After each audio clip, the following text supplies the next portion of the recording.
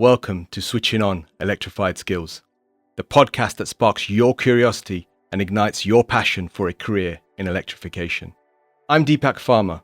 Join me on this electrifying adventure where I connect you with industry leaders, visionary education providers, and pioneers driving the electric revolution. Discover the world of skills, jobs, and community, gaining actionable insights, inspiring stories, and the latest developments.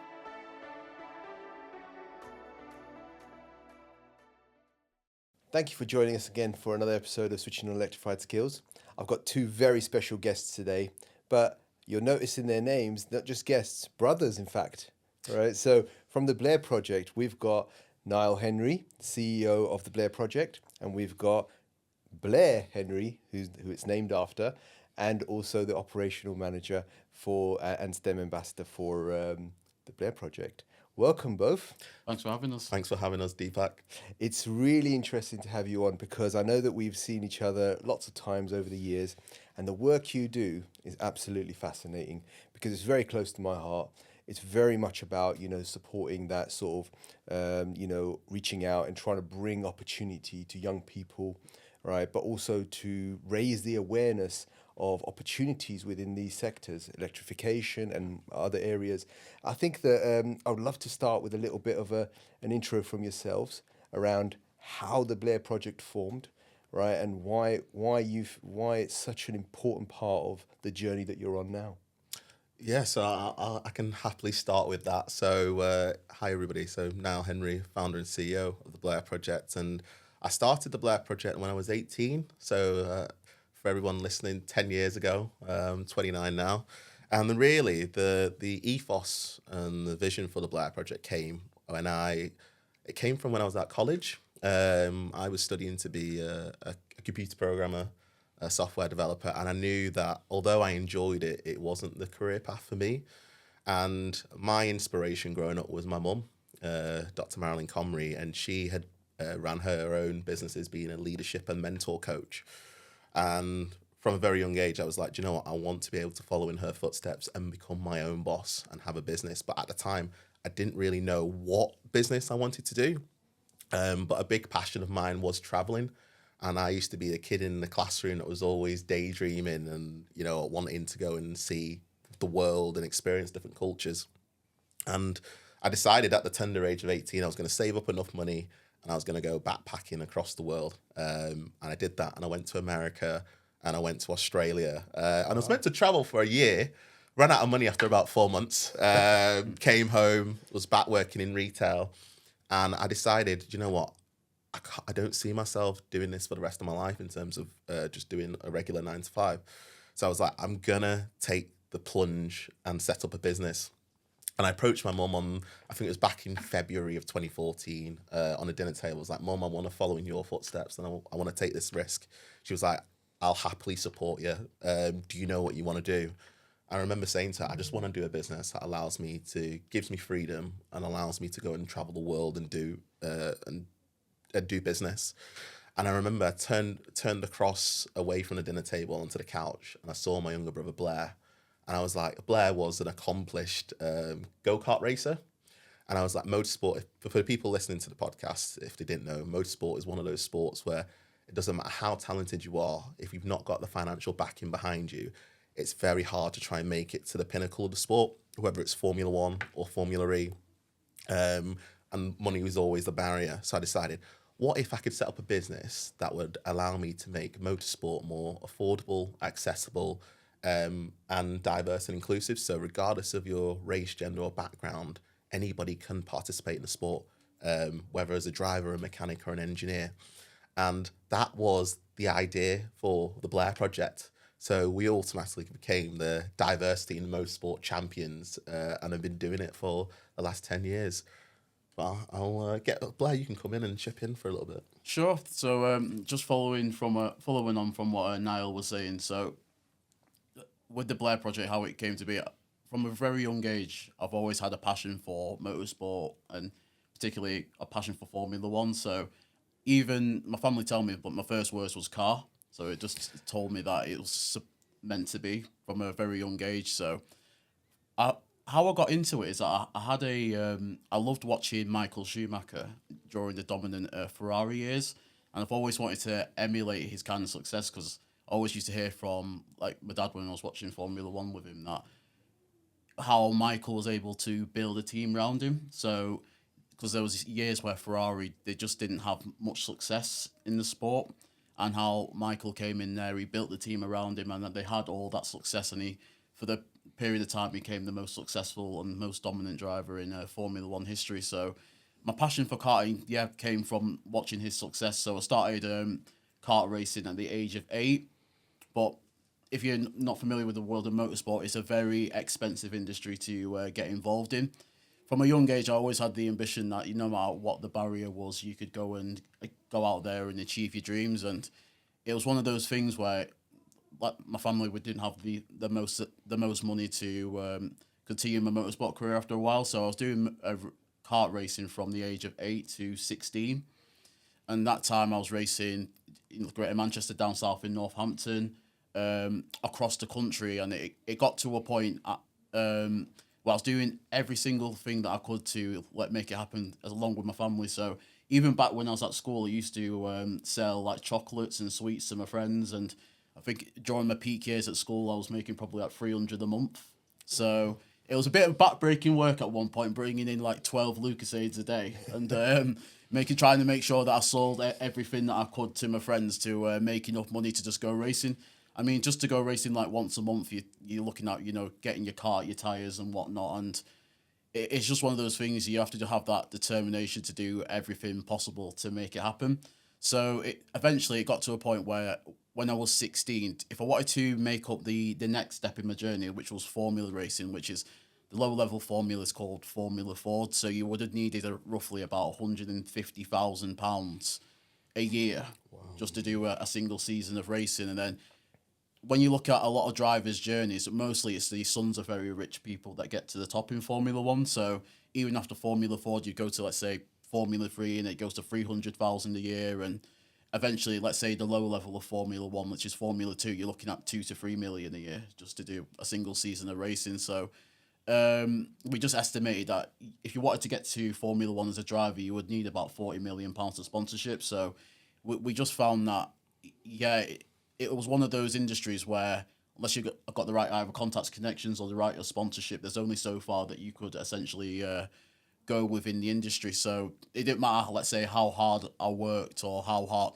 or anything that me and my family would do, whether it was interviews or whatnot. There was only so far that I could go into my racing career. But I think even though I set out on the journey to be a racing driver, it taught me a lot of really life lessons. So it's you got to have that willpower and determination to go and chase your dreams, because it's a really hard industry to get involved in. But what it taught me, that experience, is that even though the thing that you might set off to achieve in life, let's say your main goal that you set out to achieve in life, there's always another direction or career path that you can go into, and that everything in life happens for a reason. And that's one of the things that my mother Marilyn taught me, is that everything in life happens for a reason. I mean, even one of the people that I watched an interview with Dwayne "The Rock" Johnson where he was talking about his background in terms of he wanted to go into a career, I believe it was in the NFL, and that didn't quite work out. And it got to a point where I think he only had,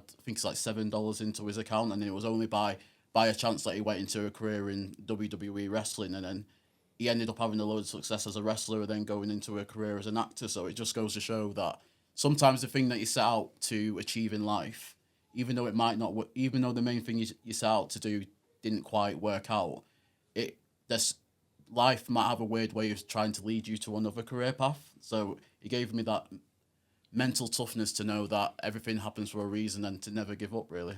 So in an essence, like, we just wanted to challenge the status quo. And, we thought the best way to encourage more young people into motorsport and predominantly into engineering is let's start off at the schools level. And so we started out with doing stuff like Girls in Motorsport projects, trying to get more females into motorsport, predominantly as engineers and mechanics, ran a program like that. And then we were like, do you know what if we could teach young people new and emerging skills, things around additive manufacturing and computer-aided design. And we came up with a program called ProtoGP, and we got young people predominantly in schools in the Northwest, in Wigan, Bolton and Manchester. They could design, build, test and race using computer-aided design and design the bodywork of their go-kart, the plastic bodywork, and then they could use a 3D printer to 3D print it and then apply it onto their existing go-kart chassis and then test and race it. And we started that. We started the Blair Project in 2014, and we piloted that program in 2015, and that was our launch pad into the world of STEM. And you know, one of my proudest achievements, there's been many, but on the first test session of ProtoGP, we were very fortunate enough to have Prince Harry come down to our first test day, all the way to Wigan. Unfortunately, we didn't give him a Wigan pie, but that was an actual game changer for us, not just for the business, but for the young people that we were working with. That actually boosted their confidence, because the young people that we work with are predominantly from underprivileged backgrounds, or from who might have low levels of special educational needs, and you know what, they've probably been told at school that they'll never amount to anything, or they're not good at science or engineering or maths. And what it is that they might not be theoretical learners, but they're practical learners, and we provide them with the technology that allows them to get hands-on, build these things like go-karts and change the mindset to think, oh wow, I can actually do science. Science can be fun. And so we're just the enablers to it. So, I mean, the story that you've just told me, and I knew this from before, but now that our guests have been able to understand it too, is really inspiring. But there is a deeper level, right, of, thought that I wanted to go into. And some people don't even make it through education. I was one of those. I was actually, not only did I leave school, but I was pushed out of school effectively. Yeah. So for a good period of time, I was just drifting, trying to figure it out.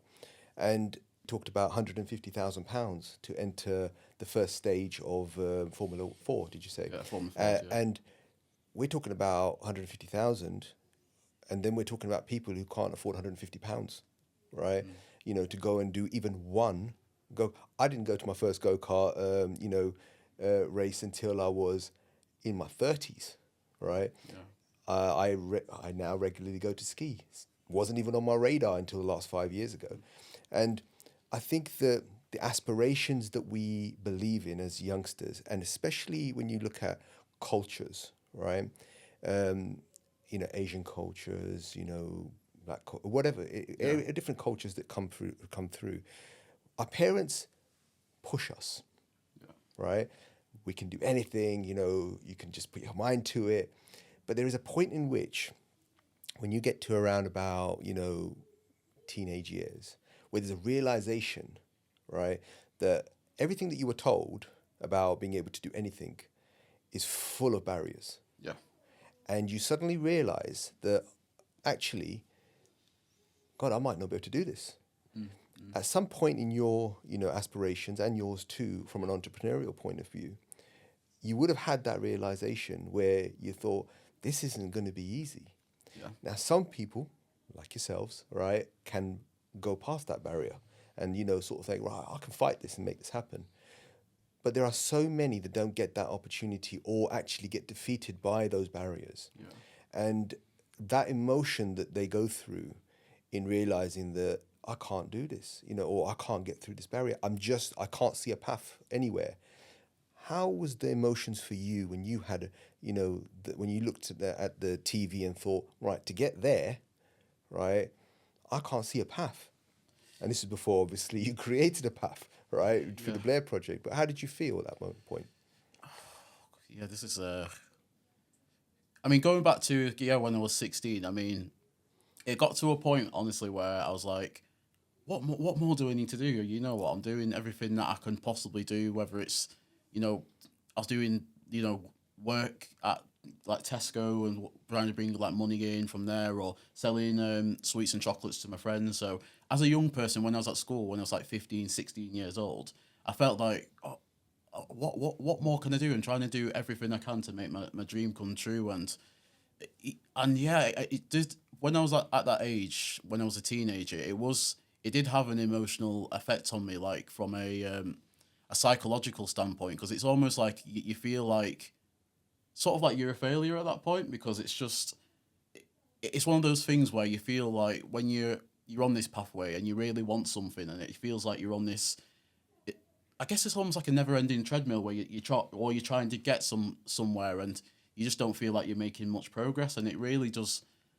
I guess it affected like my mentality, but I think what got me through it is just having a supportive like family like network, because is I might have mentioned before, but like my mum Marilyn, she always mentioned that it's just what, we keep working hard, we keep trying to go forward to try and make this happen, but it's just. I think what makes those sort of situations easier is knowing that you've got a supportive network that's got your best interests at heart. It's like myself and Niall, we've set up a podcast that's known as the See Me Be Me podcast. So what that's about is talking to, because our audience is mainly young people, so we talk to young people and we interview like professionals in industry, and we talk to them about their stories and how they got started and whatnot.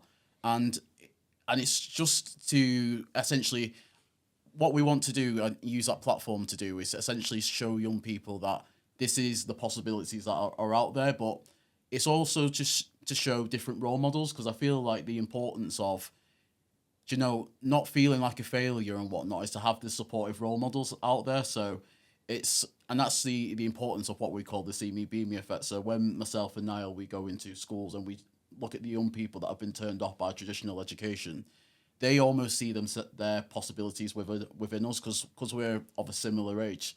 Especially some of the young people that we've worked with earlier this year with the Proto EV STEM Challenge in London, and just doing the engagement activities with those young people, you can see how much of an effect that has in terms of changing their perceptions on what is possible. Especially doing that careers day and having like yourselves down there, some of our other partners like Formula One, Innovate UK, and Team Sport, just taking some time to speak to the young people. And I just think having those like role models and having those people who can, take an interest in like these different like young people and whatnot, and show them the possibilities that are out there. And I think has an effect in terms of changing mindsets and mentalities. I mean, as I say, I was lucky that I've obviously got my family who've been a very supportive network to me to help me in terms of my mindset, in terms of getting over maybe even my own mental barriers that I had in my head. But it's just, I feel that the most important way of getting around a situation like that is to have a supportive network that will constantly strive to help you achieve your full potential. I think one thing that I know about you guys is that you are very tight as a family. Yeah. Right, and that's really held strong to get you guys to where you are. And I think that the see me, be me, see them, be them, right? I think is a very important thing to, highlight here. But, again, just, trying to look at it even, deeper there. You've got somebody quite inspirational in your family, right? You yourselves are now inspirational to many others. And I think that's an amazing thing. There are those that don't even have that, right? That don't have, that support structure. They go to their parents and say, I would like to be this, and they laugh at them. I've seen it. I've run, as you know, I run my own center. So, I see this on quite a regular basis. But one thing I have definitely appreciate is that barriers in everyone's lives. And we need to, highlight the fact that barriers, or we could say normalize barriers. Don't let them get you down. What message would you say to those people if there's a young Niall or a young Blair sitting there looking at Formula One, and they haven't got parents that are supportive and they're on their own? What can projects like yourself and your project and other projects that you're aware of in your ecosystem, how can they engage with that? Was that to Yeah. Both of you really. So if we start with yourself there. All right. So I mean, one of the things that we always say to young people in terms of like getting involved in this sector is to go to like different networking, or go to whichever industry that they're involved with, to basically go to these different like meetups or networking events to just see the opportunities that are out there. Because you find with young people that, and then we found this from working with them in our STEM programs, is that it's normally the core soft skills. So it's just feeling that they've almost got this, what do you call it? It's the feeling that they, in imposter syndrome, almost like this is not for me. I don't feel like I belong here and whatnot. And it's just when we speak to them, we're just saying to them that don't feel that you don't belong, and then it's always just feel open to have the conversations with people. So whether it's at networking events or even some of the contacts that we've had speaking to the young people at events. So we've spoken to industry experts that just say, even just go there and network, have a conversation, and just talk to these different industry experts about what your interests are, and they can point you in the right direction. And then there's also mentoring programs out there that industry professionals do with young people. So it's really, for what we want to do is just show them the opportunities out there, because some of them don't even know that there's opportunities on their own doorstep, and it's just. And I think that's partly to do because they don't really get encouraged to go into these sectors, and that's part of what we're trying to change with diversity and inclusion. But it's just to show them the right pathways and show them that the opportunities out there do exist. They've just not been pointed in the right direction. Yes, I think it goes back to what you were talking about before, is that there's a lot of different cultures out there, and some communities will be told to go in certain sectors, other communities say go down this pathway, and what we're trying to do is really challenge that.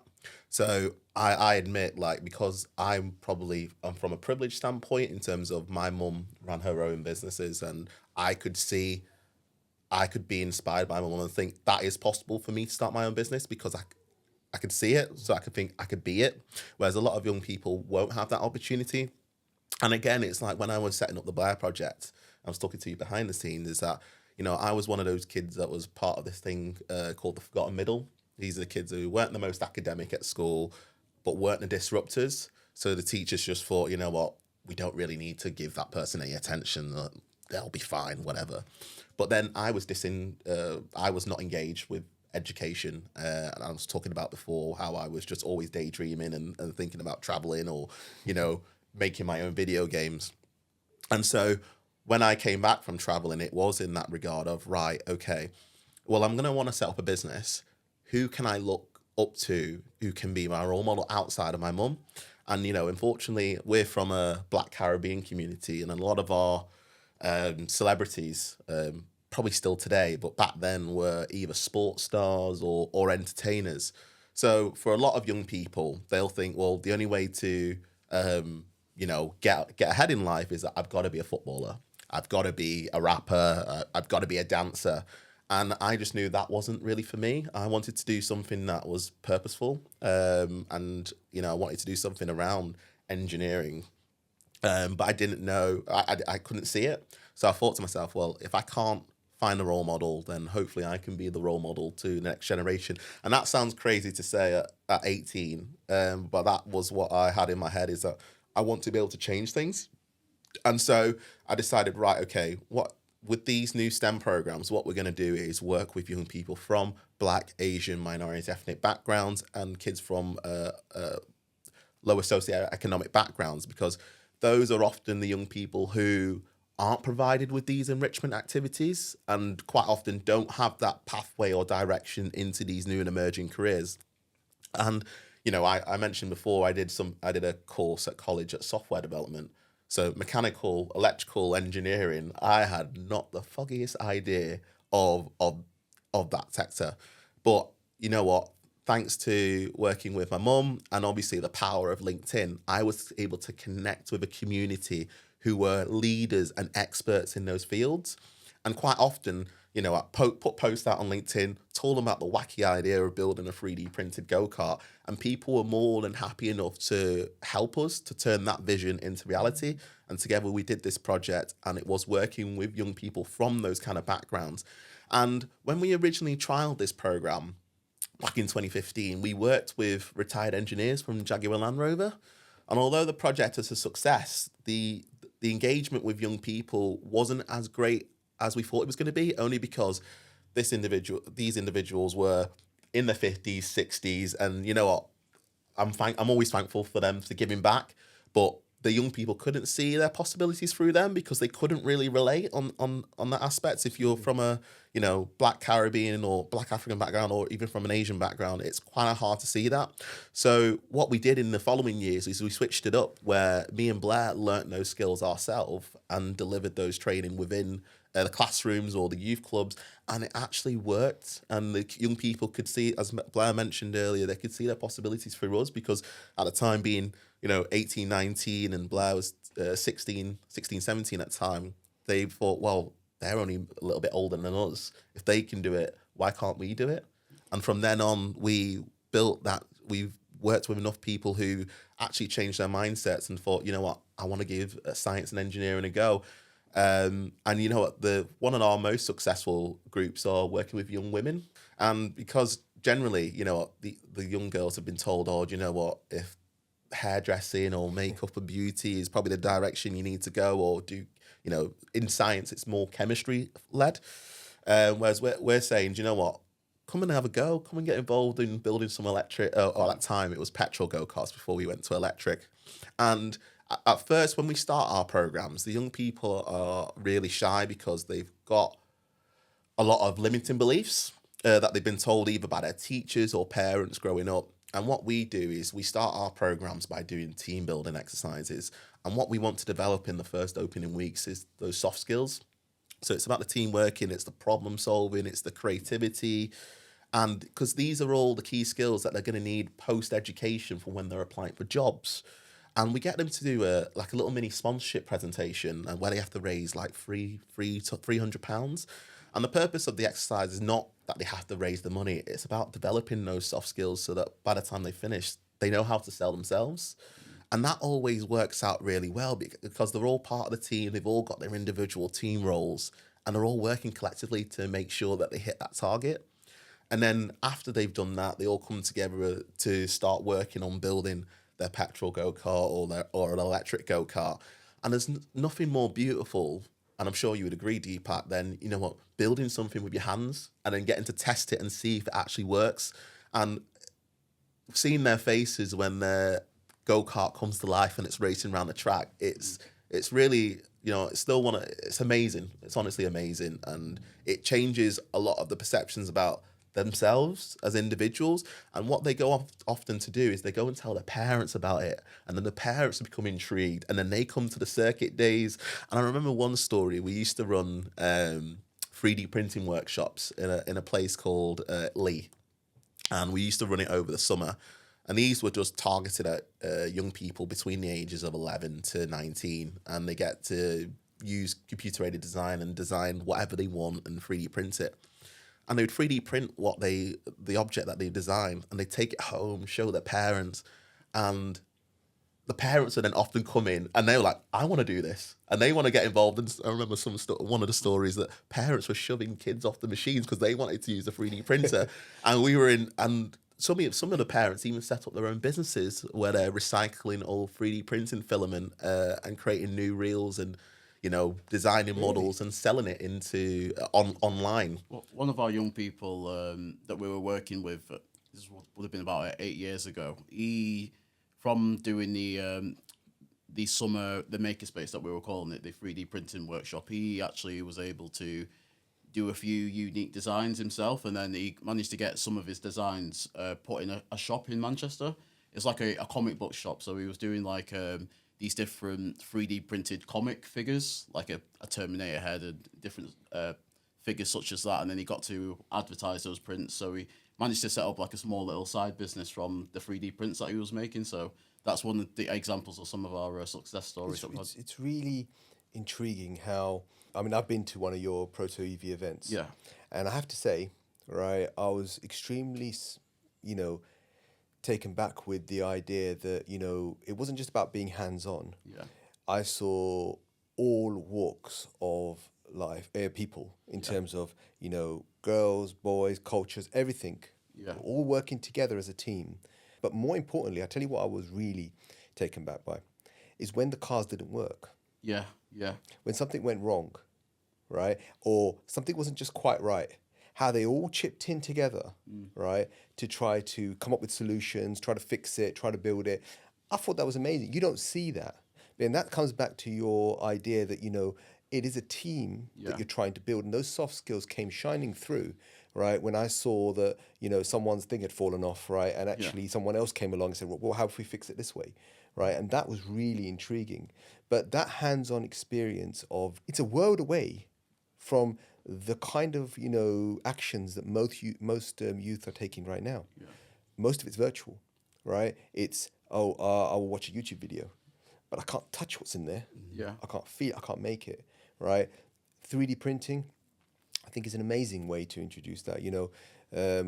Things like, I mean, I've got kids at my center that have just go on Thingiverse and just are trying to figure out how to make even the build work without the filament going all over the place. Yeah. Right, making the first layer addition, whatever it is, all these things that that you do, that eventually they build something they can touch and feel, changes their perception completely, because they're making something from nothing almost.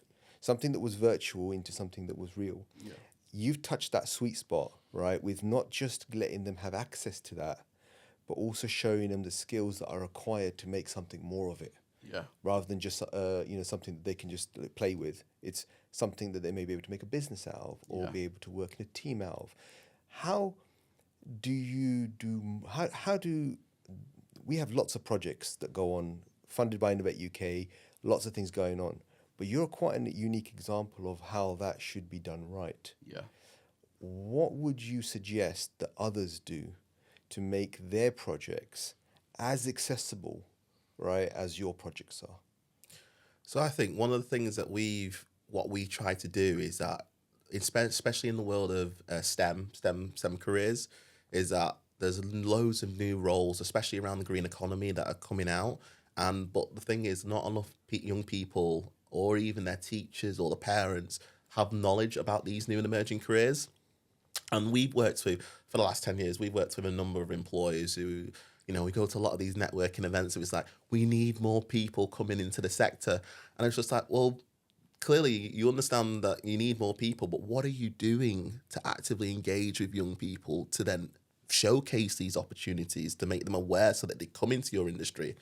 So what we've done is that we've worked a lot with the employers, and what we've done is taken those new and emerging technologies and brought them into the hands of the young people, the teachers within the schools, or whether in the youth clubs environment. And that's what we aim to do within the Blair Project. Is about inspiring that next generation of innovators, technicians, scientists, engineers. And you hit the money on the head earlier, is that entrepreneurs. Entrepreneurs, build the way in this world. And we need to keep, and especially in the field of electrification, innovation is key.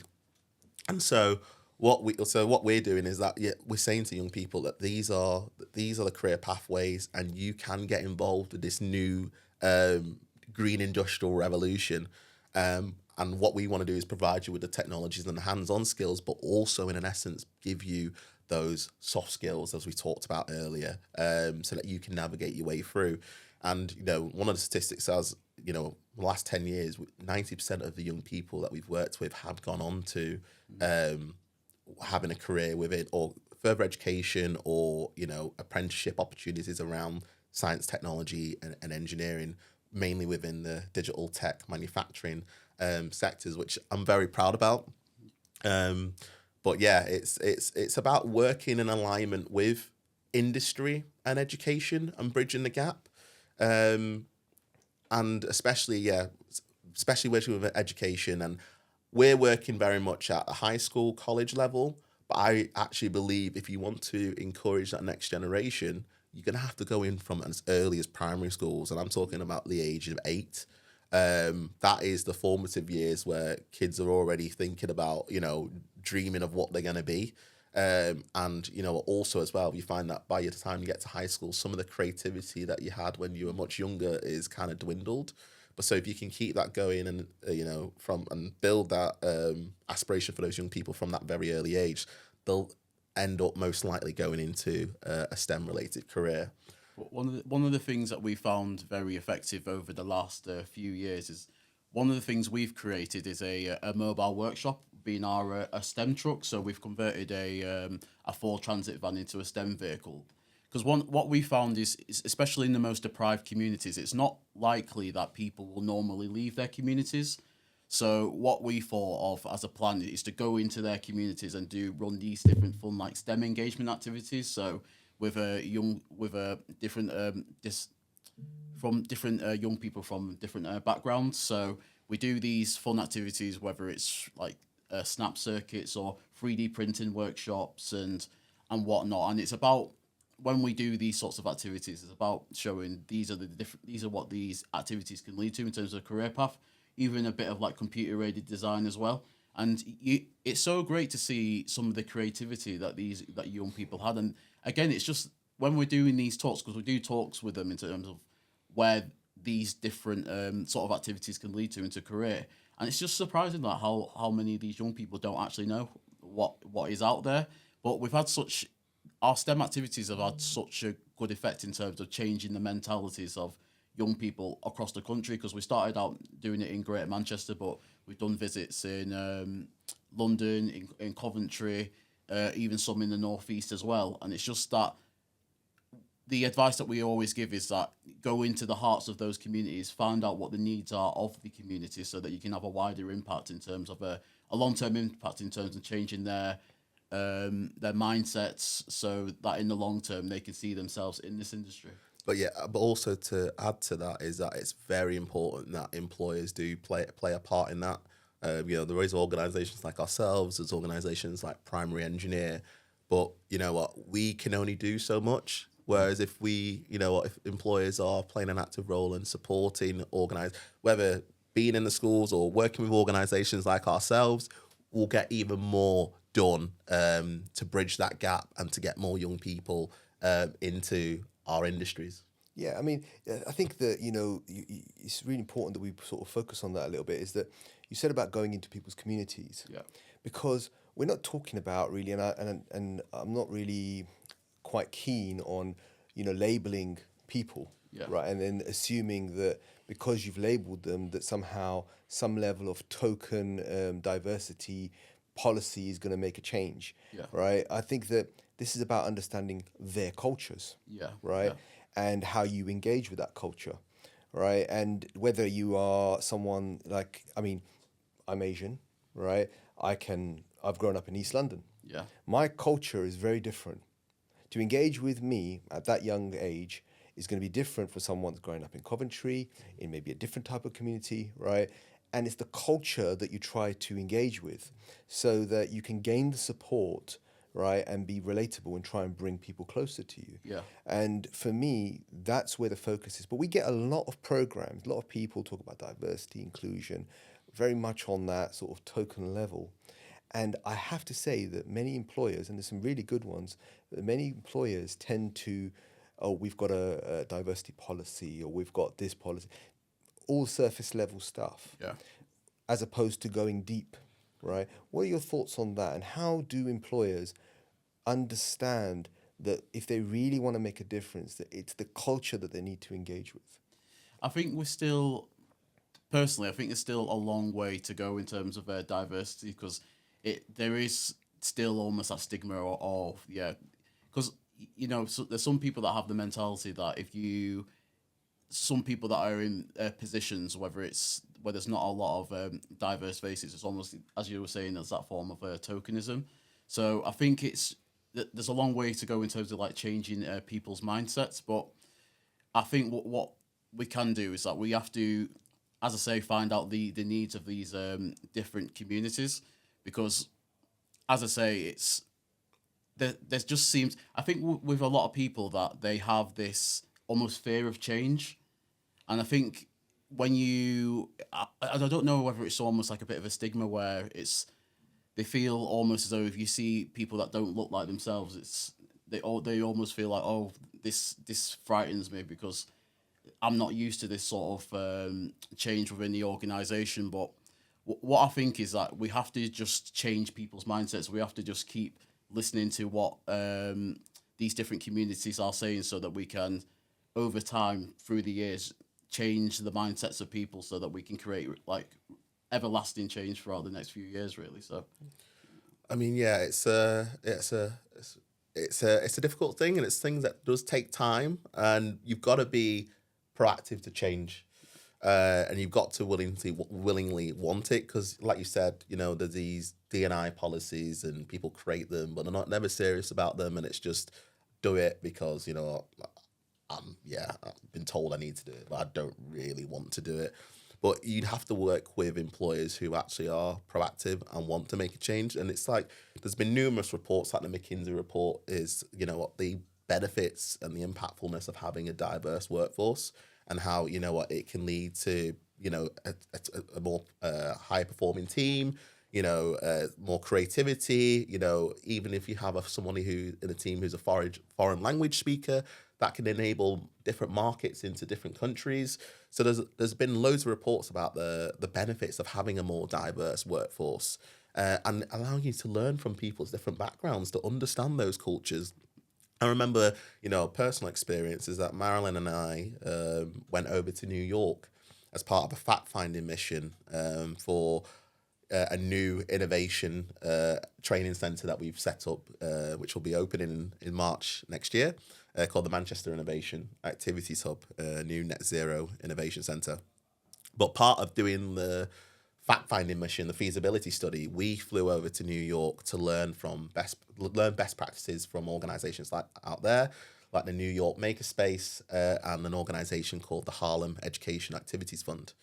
And in the New York Makerspace, they were running 9-month programs where they train up people from diverse backgrounds, predominantly Black and Latino backgrounds, around engineering apprenticeships. And one of the things that they found is that they do a lot of that training, give those people the skills. And once they ended up going and getting a job in employment, they'd often leave within the first 3 months. And that's because these people have come from a different culture, a different environment where they're surrounded by people who look like them. And then they go into an employment opportunity where they may be the only Black person and not only Latino person, Asian person in the workforce. And they've never had that. And it's a change of circumstance for them. And it feels very alien.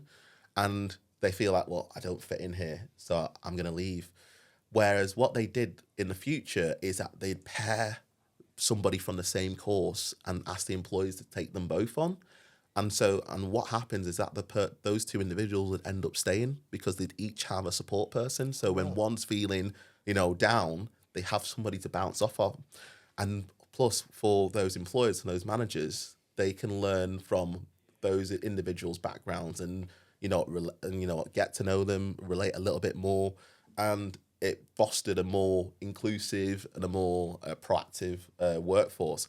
And that's one of the things we've actively do with a lot of employers that we work with in terms of with the apprenticeship opportunities, is say that, can you take 2 on rather than just 1, because you're going to see a lot of the benefits of why that is so important.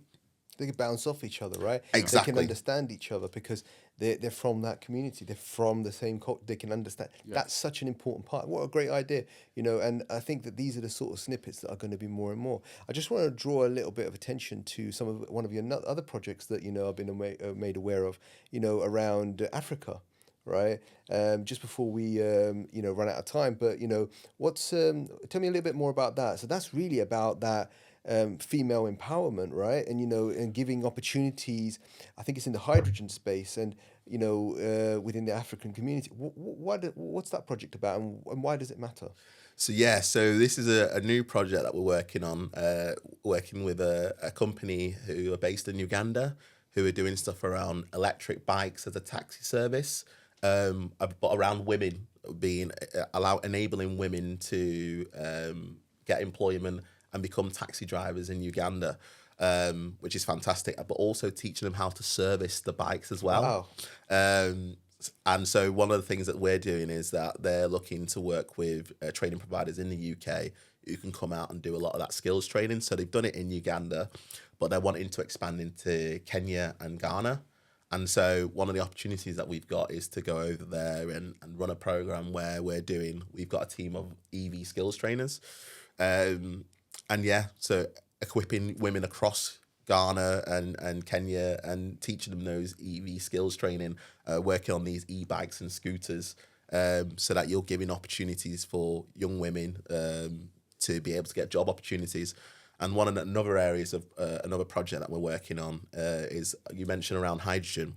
So we were given funding almost 2 years ago now from Innovate UK to develop a augmented reality educational tech platform that will teach people around hydrogen skills training, from the production to storage to utilization to health and safety. We will do all that training using immersive technologies. So for any company out there, or even if you're a person who's looking for a career change, you'll be able to use a device like a phone, your own phone or a tablet, and use to do your immersive skills training. And so one of the things that we're doing is that we have got interest to expand that into South Africa.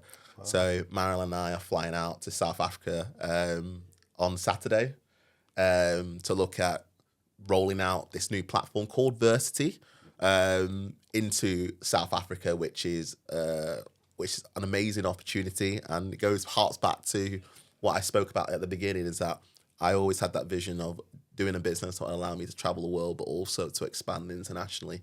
And we're on our mission to do that. We saw that there was a global transition into the clean energy sector. So we set up Versity. So it's it'll be a skills training platform which uses AR, VR, and AI. So it was get like more industry professionals into the clean hydrogen sector. So what we want to do is create more professionals within hydrogen and electrification. So that's what we've set out to do. So the reason why we've made it immersive, so that people can use the platform anytime, any place, anywhere across the world. And with immersive technologies, it makes it low cost. And accessible. And for people who are, might be in oil and gas and want to transition to hydrogen, or it doesn't matter, any industry, it just means with immersive technologies, you can learn at your own pace. Yep. There's no one who's just watching you and just saying, right, where are you up to? Or the stress of that is that you can learn at your own pace, but incorporating gamification into it. So it's all about making the learning fun, so that you understand it more, and that it's like plug and play. You can click and drag things from one side to the other, and you can pull things apart, and it shows you everything that what goes into maybe making a hydrogen fuel cell work, or like a plant and storage facility. What certain pipes need to be, they're done in the correct manner in order to make sure that operation runs smoothly. And even for industry as well, so, like if in a facility, if something goes down, the old school ways, you need a paper manual, and you probably need to find the right section in the manual to find what I need to do to fix it. With the technology platform, the ed tech that we're building, you'll be able to find the right section within the app, and then go through the process and know how to do it, and which reduces the downtime. That's brilliant. I mean, sorry, we're running out of time, but I think we could easily, fill out another session. So hopefully we'll have you back, right? Yeah. And we can do another session on this, because there's so much to unpack here. But as a key message, right, that you can get out to our audiences, right, as a last sort of message that you'd like to get on there, what would you like to let our audience know from engaging with all the amazing work that you're doing, most of which you now can find in terms of availability on the Electric Revolution Skills Hub. Yeah. But please tell me, what would you... What message would you like to give out there? So for me personally, there's probably a number of ones. So if you're first one for employers, if you're an employer and you want to work with an organization that is proactively around encouraging that future talent pipeline into your industry, work with the Blair Project, whether it's to do with electrification, which obviously encompasses a lot of things, hydrogen, leading the field in that. If you're a hydrogen company, come and work with us. And I think for the young people listening to us, what piece of advice I would give is, and I tell it to everybody, is there's 3 things you need to master: persistence, determination, and resilience. If you can master all 3 of those, you're unstoppable. We laugh and joke about it at home that, there's a famous song by Chumbawamba, I get knocked down, I get back up again. You're never going to keep me down. And that is the story of being, it's not even a story of being an entrepreneur. It's a story in life, whether what field you're in, whether it's sports, whether it's, working for a company, whatever, you're going to get setbacks. And it's about how do you navigate your way through those setbacks. You can either just say, oh, you know what, I'm going to quit, I'm going to fail, I've done this. Or you can be like, do you know what, failure, I've failed here, but failure is a learning. And it's like, how can I learn from those mistakes that I can improve the next time around? And that's the mindset I have in the business is like, you know what, I actually enjoy the failures more than the successes. And if you can be at that point where you can enjoy the journey, enjoy the mistakes that you've made, you can make it to anything. You can do anything in this world. My advice is to, let's say we've got like young people watching this episode, is don't be scared to go after your dreams, your hopes and your ambitions. There'll always be a support network out there for you. If you just go into, whether it's like your industry or people out there who will go out there and take an interest in whatever it is that you want to achieve. Like, again, just relating it back to my story is that even if you go on a pathway to somewhere or a career that you aspire to go into, like say, like myself with Formula One, just know that there'll always be a support network out there, or it doesn't matter what pathway you go down, there'll always be a career for you. Everyone's always got a mission or a purpose in life. So there'll always be something out there for someone to aspire to. So even if the original mission that you set out to achieve in life doesn't quite work out, there'll always be something else out there for you to go out there and achieve. So my advice to young people is don't be scared of failure, because the biggest for me, the biggest learning curve is always you learn more from failure than you do from success. So don't be scared to go out there and fail, because you'll learn more from your failures than success, and it'll lead you to whatever it is that you aspire to in life. That's brilliant. Thank you both, firstly, for coming and sharing your story. And I think that, inspirational words from both of you. I look forward to having you back and continuing to work with you. And I will leave it as really the statement of the session. I think is see them, be them. And I'll just finish off. Thank you to Deepak and the team for inviting us onto the podcast. And I've just got to give a little small clap to say, really great host. And keep smashing it. Thank you for joining me on this electrifying episode of Switching On Electrified Skills podcast. Together, we'll shape a future that is powered by electricity. If you would like to learn more about electrification and explore courses and jobs, please visit ershub.co.uk or connect with us via social media channels. Thank you once again for joining me today. Until next time, keep charging ahead and unleash the full potential of your electrifying skills.